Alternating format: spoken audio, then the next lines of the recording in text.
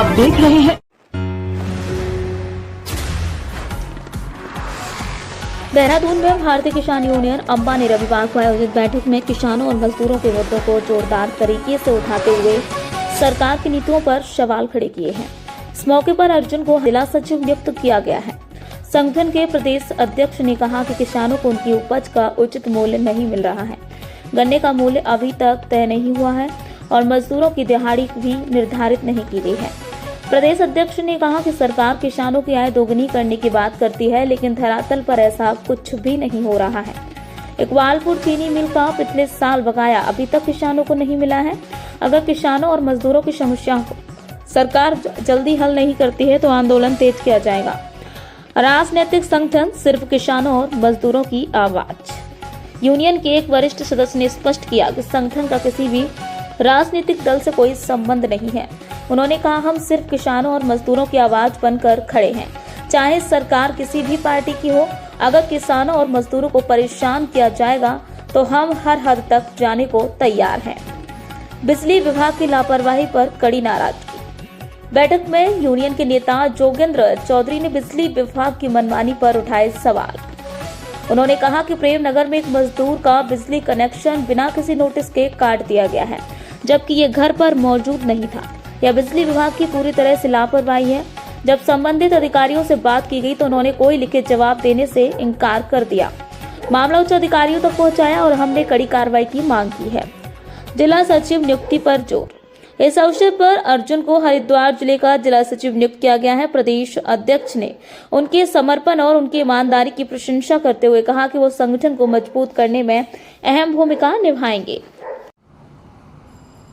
मैं प्रदेश अध्यक्ष भारतीय किसान यूनियन अम्बावता उत्तराखंड।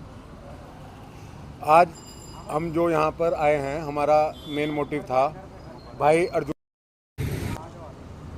जिला सचिव के पद पर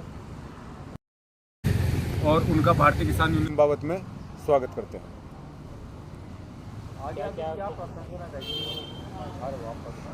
देखिए, हमारी प्राथमिकता है किसान और मजदूर को उसका हक दिलाना।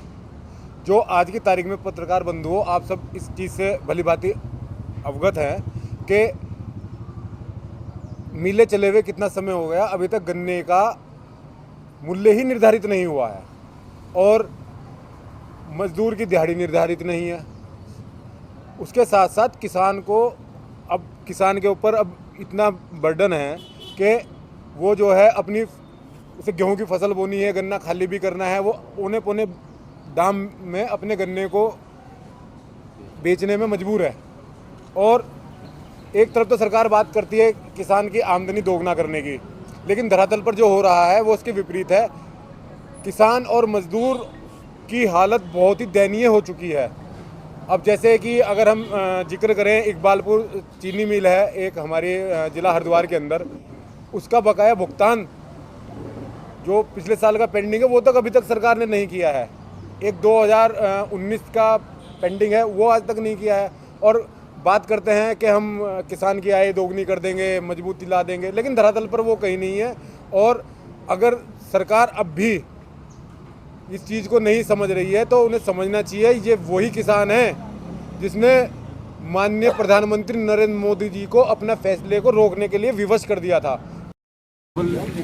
सरकार चुनाव से हमारा राजनीतिक हमारा कोई वो नहीं है, ना किसी राजनीतिक दल से हमारा कोई रिश्ता है।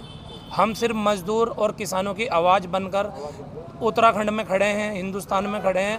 हम सिर्फ मजदूर और किसानों की आवाज़ है। और कोई भी सरकार आ जाए, नहीं, हमारा पार्टी से कोई संबंध, हमारा किसी पार्टी से कोई संबंध नहीं है।